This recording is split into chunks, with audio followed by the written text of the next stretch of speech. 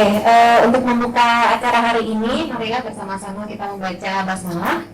Bismillahirrahmanirrahim. Nah, kita kalau secara pertumbuhan di kisaran 200%, jangan sampai kita sebagai anak, sebagai alternatif syariah memberikan pricing dan layanan yang berbeda dengan konvensionalnya. Sahabat bisnis dimanapun Anda berada, kembali lagi bersama saya Mukhtar Wijaya dalam Tatap Muka. Tatap Muka adalah dialog santai bersama narasumber yang kompeten terkait dengan properti dan perbankan. Nah, ini sangat menarik sekali. Kali ini kita kehadiran tamu yang sangat istimewa, yaitu Pak Atta. Pak Atta adalah salah satu direktur dari BCA Syariah. Assalamualaikum. Waalaikumsalam warahmatullahi wabarakatuh. Ya, Pak Pak Atta, menarik sekali nih kinerja BCA Syariah hari ini, luar biasa ya, ada peningkatan cukup tinggi begitu. Bisa di-highlight, bisa diinformasikan kepada sahabat urban untuk kinerja ini, Pak. Terima kasih Pak Mukhtar. Assalamualaikum warahmatullahi wabarakatuh. Ya, mungkin kalau untuk kilasan gitu ya. Nah, saat ini memang saat portofolio consumer di BCA Syariah di kisaran 200 miliar. 200 miliar, ya, oke. di kisaran. Nah, kita kalau secara pertumbuhan di kisaran 200%. Nah, itu pun juga kenapa mungkin bisa tumbuh pertanyaannya. Nah, karena yang pertama tentu saja komposisi dana kita sudah membaik. Oke. Jadi komposisi kasa kita, yaitu dana murah, kita sudah membaik dari kisaran mungkin tahun-tahun sebelumnya di kisaran 25%, naik ke 32%. Nah, di tahun ini kita di angka 38% komposisi dana murahnya. Nah, tentu saja ini menjadi modal untuk BCA Syariah sendiri melempar pembiayaan dengan margin yang lebih kompetitif. Oke. Contohnya mungkin informasi, nah kita dengan induk BCA, kalau beberapa tahun lalu kita sama-sama menawarkan produk KPR, oke.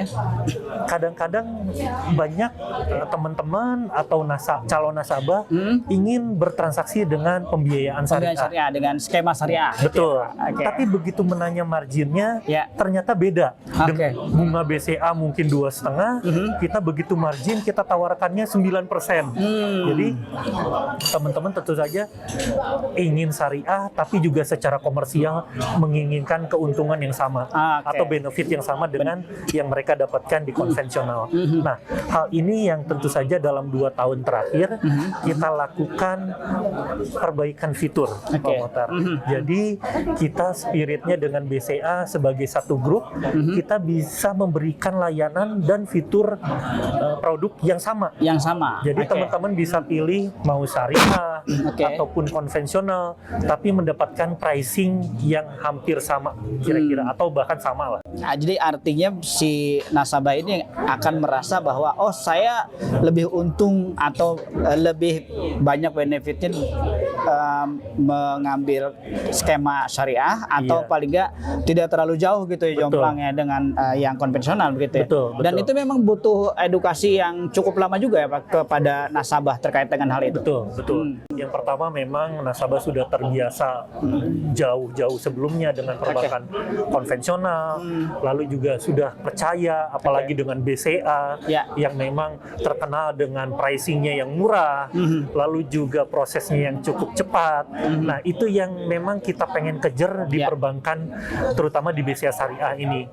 Jangan sampai kita sebagai anak, sebagai alternatif syariah memberikan pricing dan layanan yang berbeda dengan konvensionalnya. Kalau dari sisi akadnya sendiri Pak, lebih banyak apa? Kan ada mudorobah, itu. Kita untuk KPR sendiri dengan akad jual beli. Jual beli. Jual beli itu murabahah. Jadi kita di sini menggunakan margin. Nah, marginnya sama dengan pricing bunga yang ada di BCA. Jadi misalnya nanti per September ini BCA itu ada KPR Expo tuh Pak. Nah, kita ikut di situ. Nah, untuk teman-teman yang menginginkan pembiayaan atau KPR, bisa teman-teman pilih mau pakai konvensional atau pakai syariah dengan pricing yang sama. Pola kerjasama dengan developer ini kan ada kaitannya dengan developer ya Pak. Betul. Terutama untuk yang primary tadi ya. Seperti apa yang dilakukan oleh BCA Syariah selama ini Pak? Nah, betul. Tentu saja kenapa portofolio kita saat ini atau sebelumnya masih tergolong rendah karena memang kerjasama yang pertama dengan developer kita masih terbatas untuk primary. Nah, untuk secondary dengan property agent juga kita masih terbatas. Nah, di dua tahun terakhir ini kita ngebut tuh, Pak Muhtar. Kita kebut, kita lakukan kerjasama dengan developer, dengan property agent, supaya teman-teman begitu datang pun bisa dilayani, begitu datang misalnya ke suatu lokasi, bisa dilayani oleh BCA ataupun dengan BCA Syariah. Nah, itu yang kita kejar supaya memang cakupan dari BCA Syariah sendiri bisa tidak terlalu jauh atau bahkan sama dengan induk BCA-nya. Jadi bisa di-highlight lagi Pak tadi bahwa BCA ini punya layanan untuk primary sama secondary. Betul. Nah, untuk yang secondary ini seperti apa nih Pak portfolionya sekarang? Nah, untuk kita saat ini masih 50-50, ada yang developer dengan dengan secondary yang dari property agent. Dari property agent, Patternnya mirip dengan yang ada di BCA, 50-50 dari sisi volume. Cuman memang kalau dari NOA atau jumlah account itu lebih besar yang primary, Pak. Kenapa? Karena jumlah tiket size-nya lebih kecil-kecil. Nah, kalau primary itu misalnya di kisaran rumah 200 juta sampai 300. Tapi untuk yang secondary itu di kisarannya tiket size-nya sekitar 2 miliar gitu. Jadi dari sisi jumlah memang lebih banyak yang primary, namun kalau dari sisi volume itu lebih banyak yang secondary. Jadi kita kalau dari secondary mungkin 50-50 lah ini. Nah, Pak, kalau yang kisaran harga yang paling banyak diserap oleh masyarakat di kisaran berapa tuh Pak? Kita average-nya baik BCA maupun BCA Syariah di kisaran 1,5 miliar. 1,5 miliar, berarti kelas menengah ke atas ya berarti ya? Iya. Jadi untuk yang ada kemungkinan nanti juga menyasar ke menengah bawah begitu? Nah, kita sih secara pembiayaan itu tidak menyasar segmen khusus. Jadi kita memang berdasarkan data yang masuk aja. Nah, cuman memang kalau tadi 1,5 miliar secara rata-rata itu mungkin lebih kepada terangkat dikarenakan ada yang jumlah besar. Kita juga bisa menerima sampai dengan 10 miliar sampai 20 miliar. Tapi kalau secara jumlah yang di bawah 1 miliar masih banyak tuh Pak. Masih banyak ya?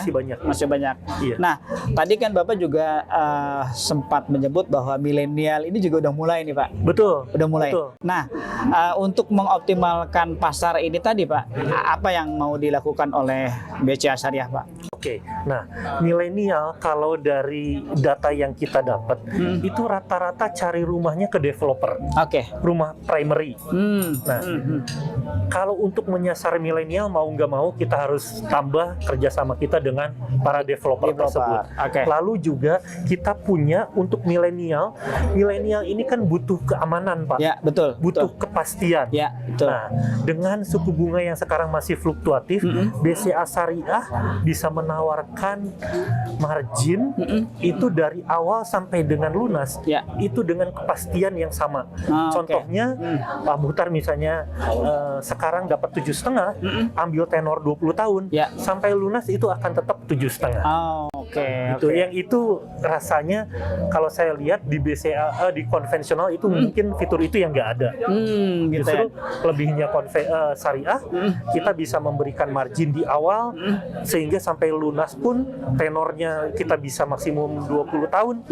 Nah, itu dengan margin yang sama. Nah, artinya memang ini akan menjadi penguat dari konvensional juga berarti ya? Betul. Dari layanannya. Betul. Pak, ada lagi nggak yang untuk meyakinkan si nasabah bahwa memang benar-benar layak untuk mengajukan kerjasama pembiayaan kepada BCA Syariah? Betul. Apalagi nih Pak, selain tadi sudah banyak layanannya, sekarang ada lagi misalnya promo-promo misalnya one day approval atau gimana? Nah, Nah, yang pertama berarti fitur produk. Fitur produk itu pricing. Nah, sekarang kita masuk ke SLA. SLA kita sekarang kita canangkan 3 hari. 3 hari keputusan. Jadi teman-teman bisa dapat keputusan, kepastian apakah pengajuan teman-teman itu disetujui atau tidak itu dalam waktu 3 hari. Gitu. Mungkin itu juga menarik tuh, Pak. Menarik juga ya itu ya. Jadi, nah itu sahabat urban banyak kelebihan yang ditawarkan oleh BCA Syariah sekarang ini dan ke depan juga akan ada inovasi-inovasi lagi ya Pak untuk ke depan. Nah, menarik sekali perbincangan kita pada kesempatan kali ini. Mudah-mudahan ini bermanfaat untuk semua yang menyaksikan video ini, dan sampai ketemu di kesempatan berikutnya Pak Ya, Atta. Terima kasih. Pak Muhtar. Dan sahabat Urban, terima kasih. Pamit undur diri. Jangan lupa like, comment, share, and subscribe.